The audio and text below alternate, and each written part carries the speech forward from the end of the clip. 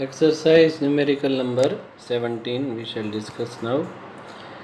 Careful measurement of the electric field at the surface of the black box indicates that the net outward flux through the surface of the box is 8 into 10 raised to 3 Newton meter square per coulomb. What is the net charge? Now see, according to the Gauss law, flux is equal to charge enclosed divided by the permittivity of free space. So here the flux is equal to Q upon epsilon 0. So you can make Q as a subject of formula. So Q is equal to 5 into epsilon 0. You just have to multiply these quantities. Phi is given. How much flux is there? It is 8 into 10 raised to 3, and epsilon 0, as you know, it is 8.85 into 10 raised to minus 12. So just you have to multiply this and you will get the answer of this charge, which is around 0.07. 0.07 into 10 raised to minus 6 coulomb, or we can say it is 0.07 micro coulomb. Whatever way you want to write, you can write. Now the second part in this question is given. In the second question it is asked that if the net outward flux through the surface of the box were 0, could you conclude that there were no charge inside the box? Why or why not? We can say that if the flux coming out is 0, then we can conclude that the box is having 0 charge. This is first conclusion, that box is having 0 charge. Or another conclusion we can take, that there must be equal and opposite charges. So equal and opposite charges will make the total charge enclosed by the box to be 0. So the box must contain either 0 charge or it must contain equal amount of positive and negative charge. So total charge will become 0, and therefore the flux, as you know, flux is given by Q upon epsilon 0. So Q becomes 0, then flux will automatically becomes 0.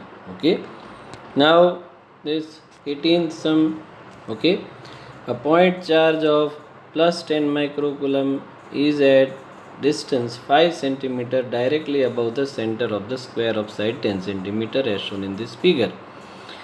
What is the magnitude of electric flux through the surface? Now see, you just have to, if you want to find the flux, then consider, say for example, you just have to consider this way, that complete the cube.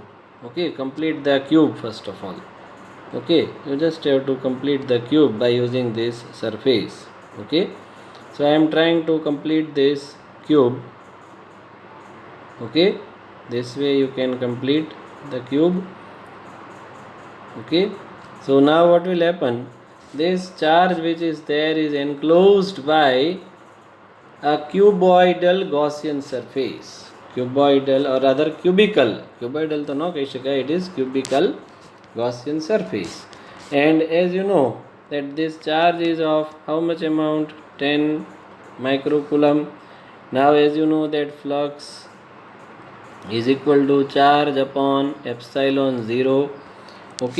Now Q you can use as 10 microcoulomb and epsilon 0 is 8.85 into 10 raised to minus 12. So that is the flux which is going out of these 6 faces of the cube.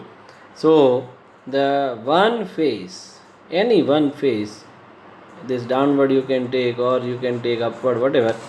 Okay, any one face of this cube will have 1/6 of this flux. So we can say any one face, that is say phi prime, is the flux which is to be determined, say from the lower surface. Whichever surface you can take, one surface will have 1/6 of this total flux. So it will be 1/6 of this q upon epsilon 0. Now q you are having, epsilon 0 is known to you. You can place the value and you can get the answer as 1.88 into 10 raised to 5 Newton meter square per coulomb. Okay. Now there is another sum, that is 19th sum. Okay, a point charge of 2 microcoulomb is at the center of cubic Gaussian surface, okay, of 9 centimeter on edge. What is the net electric flux through the surface? It's very easy, q upon epsilon 0, just you have to find.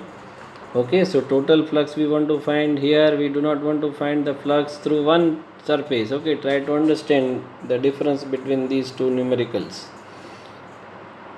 Here we want to find out total flux, and that can be phi is equal to q upon epsilon 0, and q is here, how much it is, 2 into 10 raised to minus 6 coulomb divided by 8.85 into 10 raised to minus 12. So you simplify this and you will get the answer to be 2.26 into 10 raised to 5, okay, Newton meter square per coulomb. Okay, so it is very easy.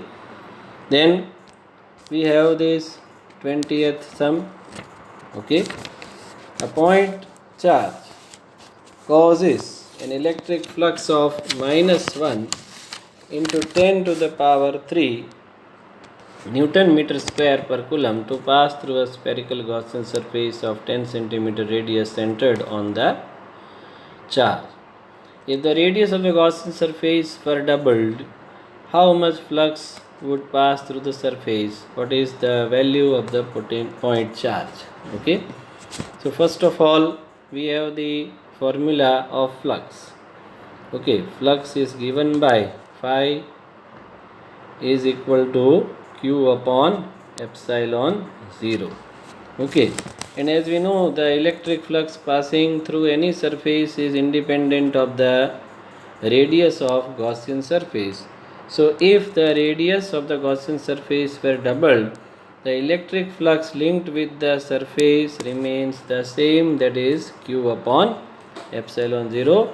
It depends only on the charge. There is no term which is containing radius here in this equation. Okay. Now second, what is the value of the point charge? You have q is equal to phi multiplied by epsilon 0. Okay, phi is given, epsilon 0 is given. You just have to multiply these two quantities. Okay, minus 8.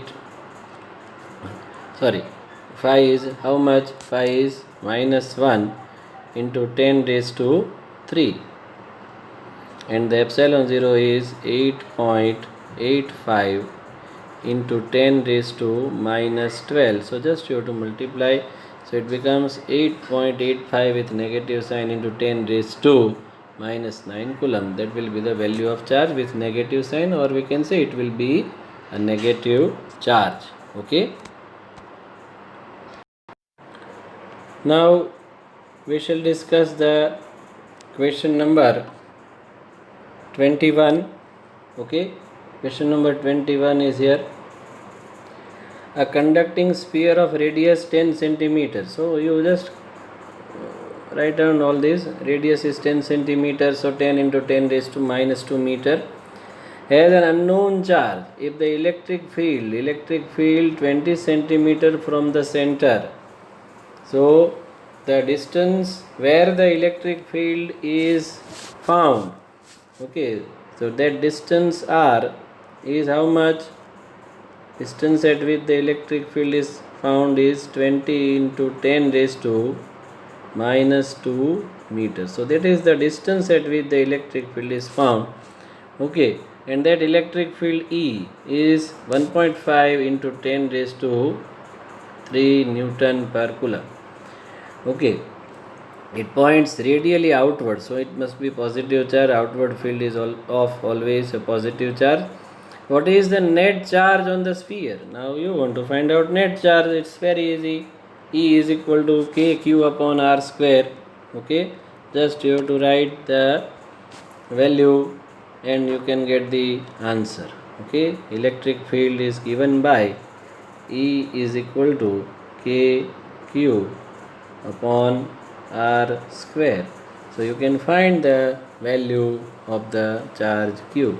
So q is equal to E r square upon k.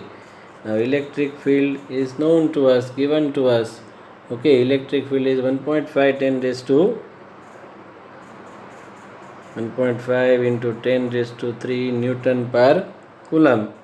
The distance at which this electric field is 20 centimeter, which is nothing but 20 into 10 raised to minus 2 and square of this. Okay, square of this. Okay, divided by k. K is known to us. It is 9 into 10 raised to 9.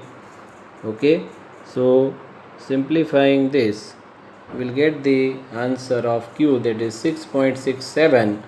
Okay, 6.67 into 10 raised to minus 9 Coulomb. Minus 9 Coulomb. Okay, simplify and get the answer. Okay, write all these numericals in the notebook properly. Okay, now you can see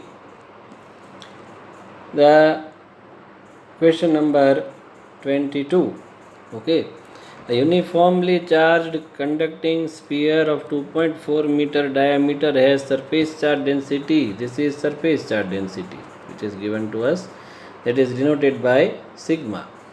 Okay, micro Coulomb. So you must write 10 raised to minus 6 Coulomb per meter square. So 80 into 10 raised to minus 6 Coulomb per meter square. Diameter is given. Okay, now radius will be half of this, that is 1.2 meter.